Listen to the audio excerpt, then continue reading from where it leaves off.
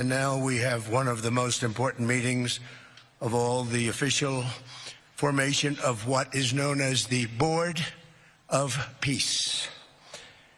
I want to thank... Live from Michigan Avenue, this is Good Day Chicago. Good morning and welcome to Good Day Chicago. I'm Gabriela Primus. I'm Brian Jackson. Here's a look at some of the stories we're following this morning, including why the state of Illinois is now investigating a raid by federal agents at a South Side apartment building. An officer involved shooting in Aurora turns deadly. What led to the incident? And we're getting ready for some extreme cold air to hit the area. Mike has more on those frigid temperatures out there. Good morning, Mike. Just how cold are we talking? Yeah, it could be wind chills to minus 35. Not during daytime today, but tomorrow. Really the worst of it. Good morning, everybody. Let me show you the map. I'm going to turn on all of the alerts for this winter storm. You've got winter storm watches all the way from New Mexico to the Atlantic coast. You've got warnings for extreme cold, including covering the Chicago area. And indeed, our local weather service has gone ahead and issued an extreme cold warning for all of the Illinois counties. It's a cold weather advisory in Northwest Indiana. We're splitting hairs. This is from really technically calendar day tomorrow, 3 a.m. until noon. That's the worst of the cold, but there will be no bargain this weekend, and we have snow on the way. Today, just blustery and regular cold, 17 at 9, 22 at noon, a little bit more cloud cover by 4 o'clock. There could be a couple of snow showers this evening. Right, Gabriela? Well, the state of Illinois is launching an investigation into the raid of a South Shore apartment building by ICE and Border Patrol. That building was raided back on September 30th. Armed federal agents rappelled from Black Hawk military helicopters and stormed into each of the 130 units. The state is now investigating that the landlords of that building, alleging that they tipped off federal agents to try and intimidate and remove Black and Hispanic tenants from the building. Governor Pritzker released a statement saying, in part, state law prohibits discrimination, and that includes aiding or abetting conduct intended to interfere with housing and civil rights. Closing arguments are expected today in the trial of a Chicago man accused in a murder-for-hire plot targeting Border Patrol Commander Gregory Bovino. It's the first trial connected to Operation Midway Blitz. Prosecutors say Juan Espinoza Martinez sent out a bounty for Bovino.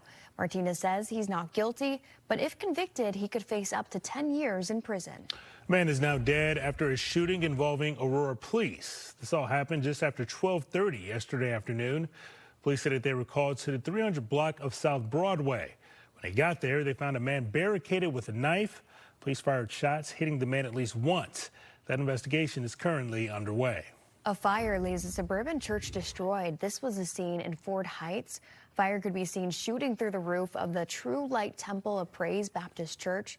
Nobody was hurt in this fire, thankfully. An investigation is now underway into the cause. The city of Chicago is banning the sale of hemp, but there are some exceptions. This new law gives retailers until April to comply with the ban on hemp-derived weed products like Delta 8 and 9. This does not include hemp beverages and topical creams. This ordinance also bans all sales of hemp-derived weed to people 21 and under. Chicago Mayor Brandon Johnson has some serious concerns about this move by City Council. When you make something illegal, you inevitably create a black market. This makes the sale completely unregulated and uncontrolled. The mayor says that this ordinance needs more time for discussion. President Trump says he's worked out the framework for a deal on Greenland with NATO's Secretary General that includes security and mineral rights. He's been speaking with European leaders at the World Economic Forum in Davos, Switzerland. During his speech yesterday, he ruled out using military force to acquire the island from NATO ally Denmark. He also backed away from his threats to impose tariffs on NATO members who oppose a takeover, opting for diplomacy instead.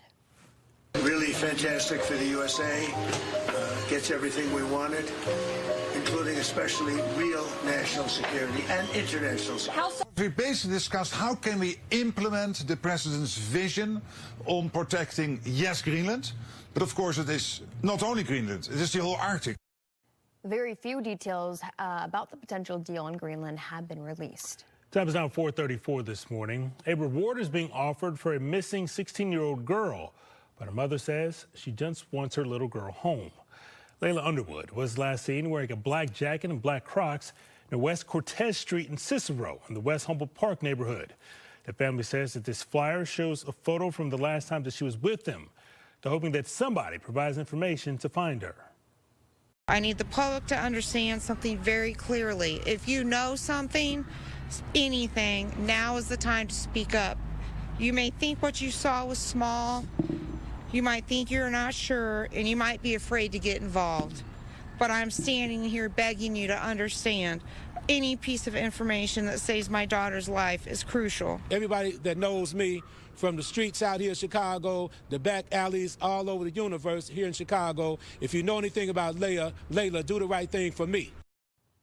If you have any information, you're asked to please call Chicago Police. There will be a vote held today on the future of an elementary school in Evanston. Kingsley Elementary School could possibly close in June. Officials say it's due to cost cutting, as the district is looking to cut $11 million from the budget. I will be sad if any of them lose their job and can't find another one. I hope they feel good inside because they are great teachers. Make sure each teacher gets another job, please. The school is Title I, meaning they get funding from students from low-income households. A heads up for train commuters. Both Metra and the South Shore Line are reducing service because of the extreme cold that's on the way. On Friday, Metra's schedule will look very similar to what's usually offered on the weekends, both Saturdays and Sundays. Also on Friday, the South Shore Line will be operating on a weekend holiday schedule. You can find the full schedules online. As we were just talking about, the World Economic Forum continues this morning in Davos, Switzerland. Now, President Trump is supposed to be speaking at the signing ceremony for his peace board. That's part of what we see here. It's part of the plan to bring peace to Gaza. All right, 4:36 now. We're hearing from Bears head coach Ben Johnson and general manager Ryan Poles as they wrap up the season, the big dogs. Yes, Mike has a look at sports and what this Bears team could look like next year. Well, it's not going to look the same. It'll hopefully look pretty close to it. The Bears do face some tough questions as they try to make another playoff run in 2026. Among the decisions, number of free agents, especially on defense. That guy right there, too. The message at Hallis Hall yesterday was clear. They're going to have to continue to push forward in order to have success. One thing is for sure, they're sold on Caleb Williams. I'm really encouraged about the steps he took this year. I'm Caleb Williams' #1 believer. Just his pocket presence, his ability to escape. I think that's a rare trait that he has. You saw that come alive. Free agency in the NFL gets underway in March. The Brewers, they're trading away an all-star pitcher. They're sending Freddie Peralta to the Mets. Brewers are getting a couple of prospects in return. Peralta, a two-time All-Star, led the National League with 17 wins last year and finished 5th in Cy Young voting. And, of course, he'll be hooking up with ex-White Sox player Luis Robert Jr. The Knicks made franchise history with their win over the Nets last night. They dominated all night, ended up winning by 54 points, 120-66. That is the largest margin of victory in Knickerbockers franchise history. To college hoops, the Illini hosted the Terps of Maryland. This one was all Illini. They led by double digits most of the game. They did so without senior guard Kylan Boswell. Illini win 89-70. They're now an impressive 16-3 on the season. Also in the Big Ten, Northwestern on the West Coast taking on USC. Nick Martinelli had another big game for the Cats. The Big Ten leading scorer recorded his 10th straight game with at least 20 points. Northwestern gets its first conference win, ending a 5-game skid, 74-68. Blackhawks, by the way, will be in action tonight in Carolina, taking on the first-place Hurricanes. We have clear skies out there right now. I picked up 2.5 inches of snow during 2 separate blasts of snow last night. Really came down impressively. Not everybody got that, but everybody's going to be dealing with cold. Everybody, I think, is going to be dealing with at least some snow this weekend.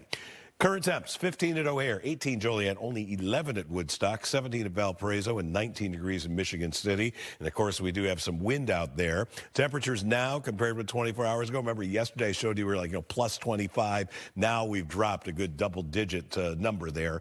Winds Gusting out of the west to 25 miles per hour at Midway, 28 miles per hour at Waukegan. Benton Harbor with a 40-mile-an-hour gust. A few spots have a sub-zero wind chill, including Waukegan, Woodstock, and DeKalb. Feels like 2 above at Midway and Gary.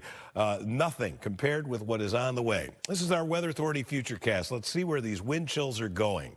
So it's just kind of plain old cold during the day today. 5 o'clock, you're looking at wind chills mainly single digits. And then the Arctic front hits. Watch what happens to these numbers. By tomorrow morning at 6 a.m., widespread 30 below zero wind chills and worse. And this lasts even after the sun comes up. You know, even Gary, 25 below zero wind chill at 10 tomorrow.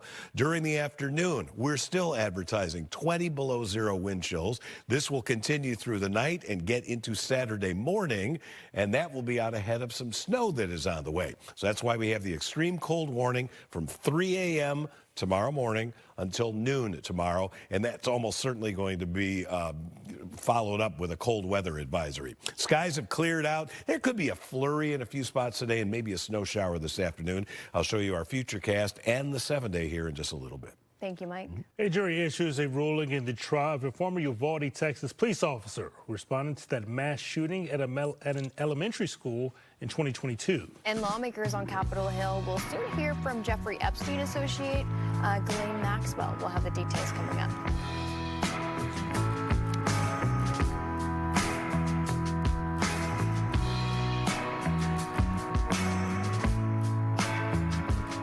You're starting to light in here.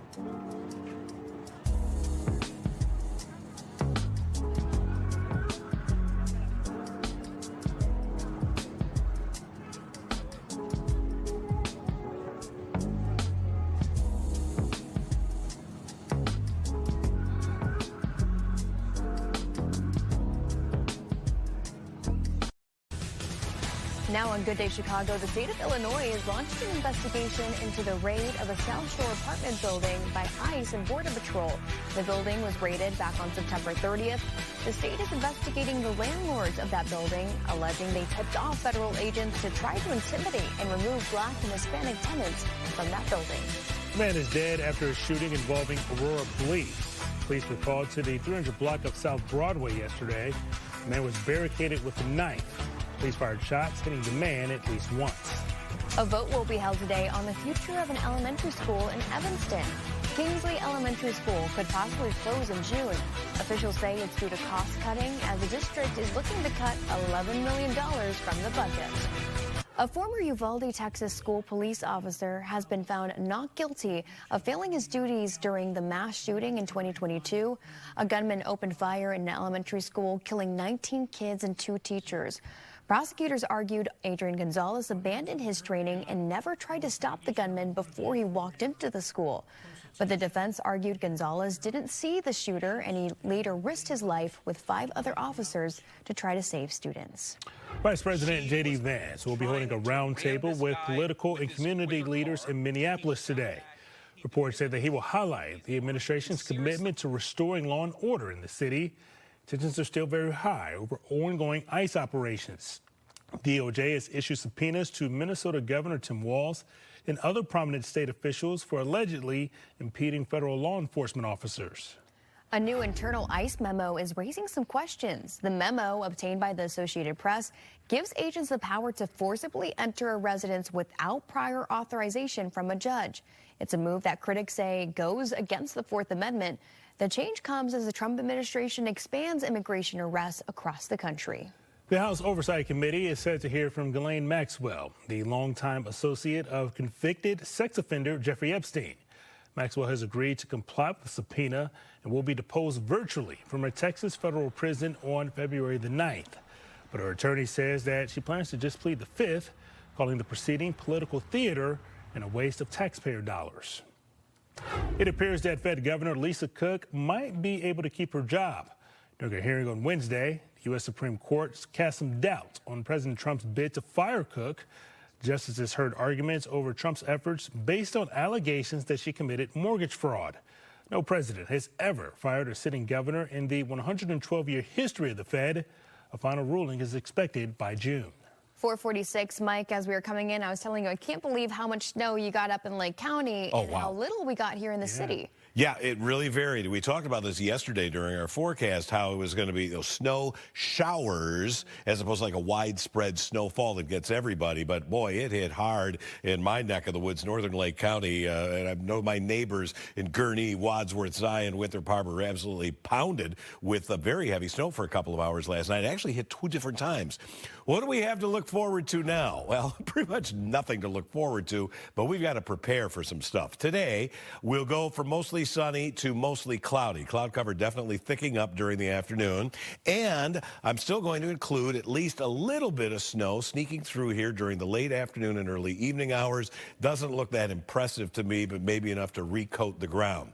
And then it is all about the cold coming in here for about a day and a half. Now, there will likely be some lake effect snow for you in Michigan and maybe parts of northwest Indiana. But the main story tomorrow, the temperatures. We're going to stay below zero all day long. Wind chills will be between 20 and 35 below zero all day long into tomorrow night and even into Saturday. And then the question is, what happens with that big storm system coming to the Southland over the weekend? Take a look at this lake effect that is already starting to show up here Saturday morning. There's the system snow sneaking in from the south, and that's when our model ends. But other computer models, specifically my favorite European, hitting the Chicago area with a half foot of snow, long duration event, Saturday and Sunday. So stay tuned for this. I think we're going to get at least a winter weather advisory in our area. Today, 24, mostly sunny to mostly cloudy. It will be windy and cold. Tonight, ridiculous cold, 8 below zero, wind chills to 30 to 35 below zero toward daybreak tomorrow. That extreme cold warning. 3 a.m. until noon, and I'm sure that will be followed up with a cold weather advisory for the rest of the day. 10 on Saturday with snow moving in. Snow continuing often on Sunday with a high of 18. More cold weather next week. There's no end to the cold weather in sight. Back to you. Thank you, Mike. The family of a CPS teacher who went missing is now launching an initiative for other families dealing with similar grief. And a discovery at an area distillery that dates back to the early 1900s. We'll have a look coming up.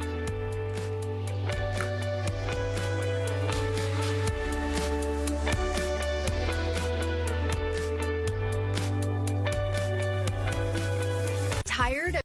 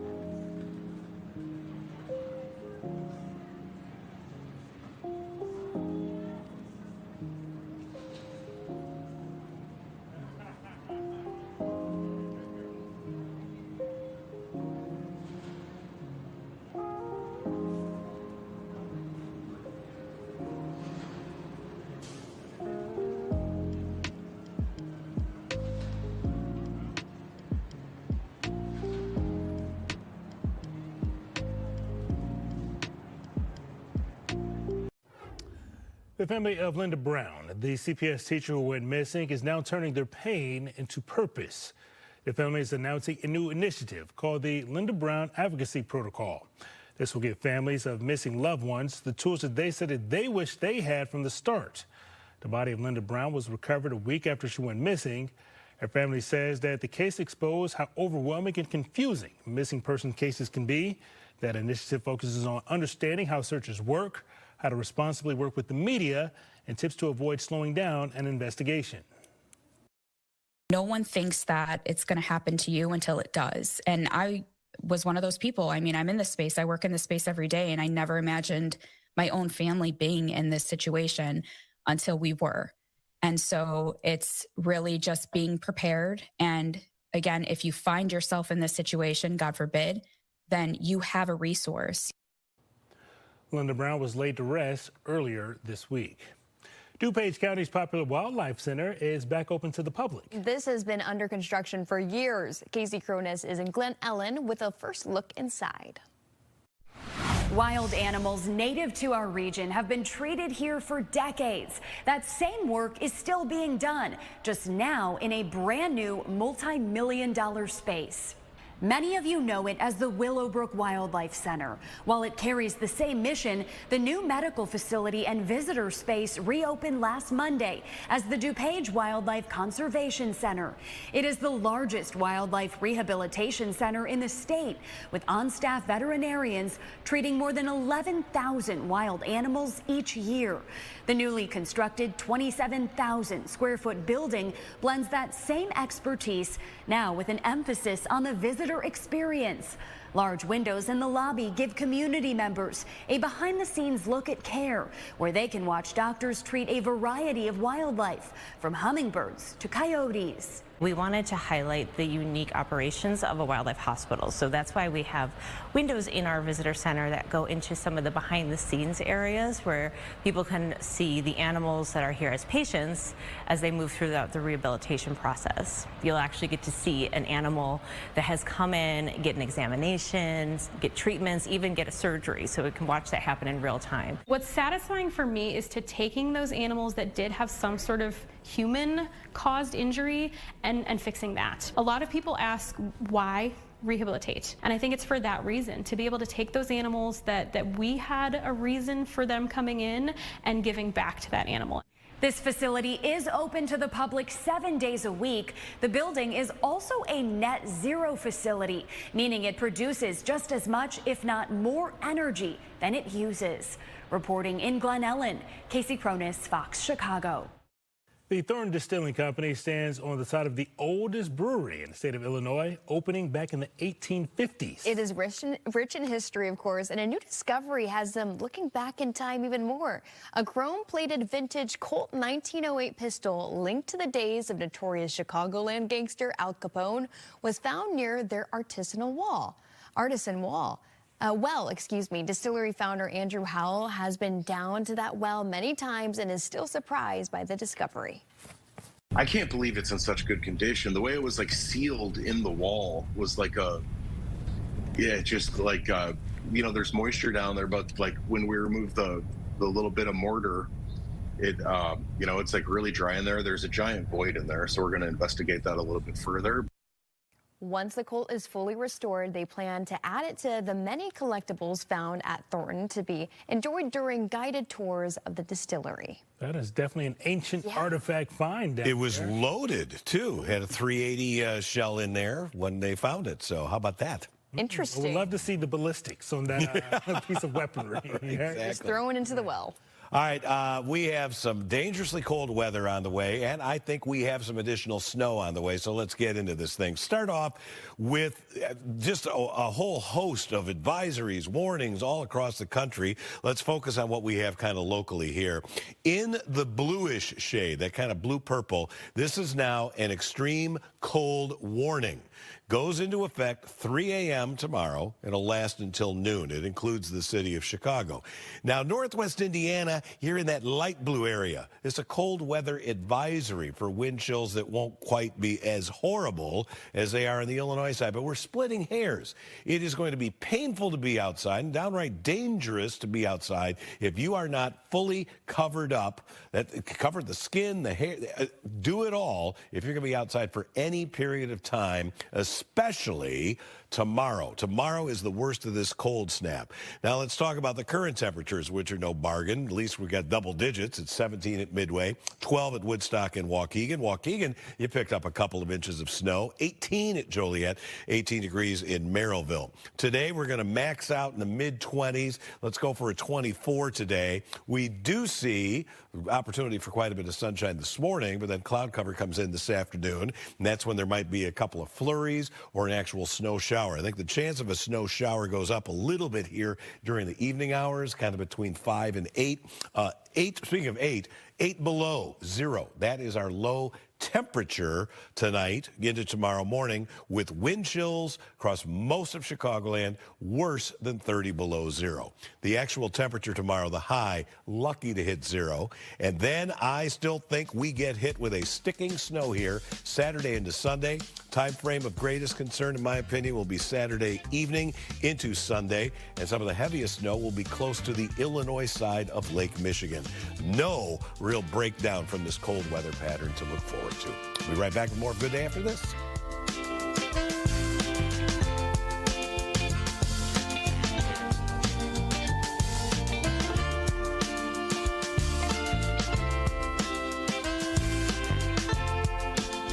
We have hot water.